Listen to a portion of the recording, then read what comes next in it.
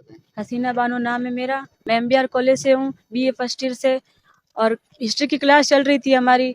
150-200 बच्चे बैठे थे। तो टीचर ने बोला कि मतलब बहुत गौतम बुद्ध का टॉपिक चल रहा था। टॉपिक चलते चलते सर ने अचानक बोला कि आपको पता है आफ्ताब ने सरदार के 35 टुकड़े कर दिए और उनको रहम तक नहीं आई। मुस्लिम इतने बेरहम है कि उसने 35 टुकड़े करने के बाद भी उसको रहम तक नहीं आई। फिर ऐसे अचानक पूछ ले यहाँ पे मुस्लिम कौन है, मुस्लिम तो कोई नहीं है। तो किसी ने नहीं पूछा भाई कि हाँ यहाँ पे बैठी मुस्लिम। फिर सर बोलना स्टार्ट हो गए, आपको पता है मुस्लिम ऐसे कहते हैं कि एक हिंदू को मारेंगे तो हज का सवाब मिलेगा और 2 को मारेंगे तो जन्नत मिलेगी। और यहाँ तक कि फिर बोले ये हमको काफिर कहते हैं और ये आतंकवादी है, पाकिस्तानी है और ये हमारे खिलाफ है, इनसे मतलब दूर रहो। यहाँ तक कि फिर मैं वहां से उठ गई। बोले आप कहाँ जा रहे हो? मैंने बोला आप सर कह कैसे रहो ये चीजें, टॉपिक के अंदर चल रही है क्या? तो बोले नहीं टॉपिक में नहीं चल रही, तो आप कैसे कह रहे हो?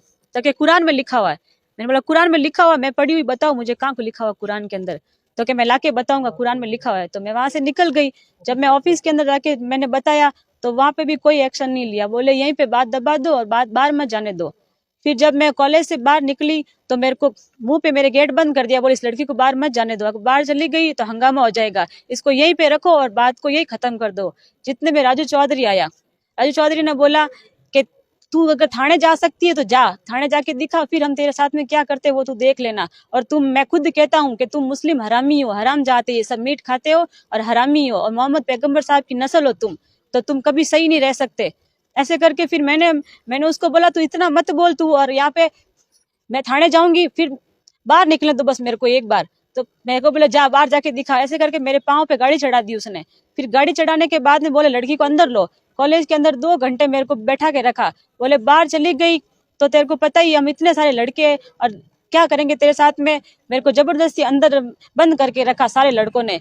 फिर मैंने बाहर निकलने के लिए मैंने हाँ बोला ठीक है मैं किसी को नहीं बोलूंगी बाहर जाके। फिर मैं जब बाहर आई तो सारे लड़के मेरे आसपास घूमते रहे कि अगर घर पे नहीं, तू घर पे गई तो ठीक है और थाने चली गई तो तेरे को पता ही हम तेरे पीछे ही आ रहे हैं।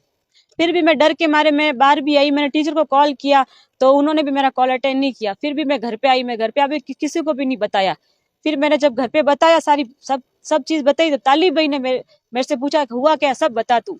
तब ताली भाई ने फिर मेरे से पूछा और मीडिया के अंदर उस राजू चौधरी के वीडियो वायरल हो गए सारे।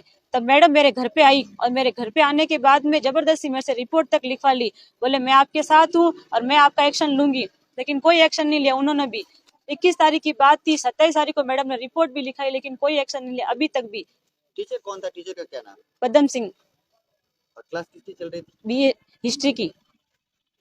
क्या कुछ मामला है? ये बालोतरा एमबीआर कॉलेज की हसीना, जो बीए फर्स्ट ईयर की स्टूडेंट है वहाँ की। वहाँ कॉलेज में हिस्ट्री की क्लास चल रही थी और वहाँ के ही प्रोफेसर पदम सिंह जी, उनके द्वारा टॉपिक से बाहर जाते हुए इस्लाम के ऊपर, मोहम्मद साहब के ऊपर, जातिवाद और एक भड़काऊ स्पीच देना कॉलेज के अंदर, जो कि एक विद्या का मंदिर है जहाँ विद्या से संबंध में बातें आप जो आउट ऑफ सिलेबस बात कर रहे हो, आउट ऑफ कोर्स जाके बात कर रहे हो, ऐसी गलत बयानबाजी करते हो तो ये गलत है। उसके लिए ही 21 तारीख का मैटर था, आज 1 तारीख है।